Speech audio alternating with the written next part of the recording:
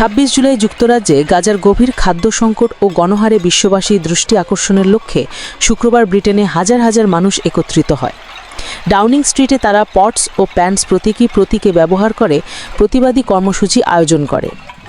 1000টি পট ও pan Downing স্ট্রিটে রাখা হয়, যা গাজার খাদ্য সংগ্রহের সময় নিহত প্রায় 1000 জনের প্রতি শ্রদ্ধা নিবেদনে এবং ইসরায়েলের বিরুদ্ধে জোরপূর্বক অনাহারে নিধনের অভিযোগ তুলে ধরতে আয়োজন করা হয়। লন্ডনের সরকারিকালীন অঞ্চল হোয়াইট হল অবরুদ্ধ হয় দলে দলে অংশগ্রহণকারীদের কারণে। প্যান ব্যাঙ্গিং করে প্রতিবাদের তীব্রতা দেখানো হয়। গাজার স্বাস্থ্য মন্ত্রণালয়ের তথ্যে জানা যায় 122 জন অনাহারে প্রাণ হারিয়েছে, যার মধ্যে 83 জন শিশু অন্তর্ভুক্ত।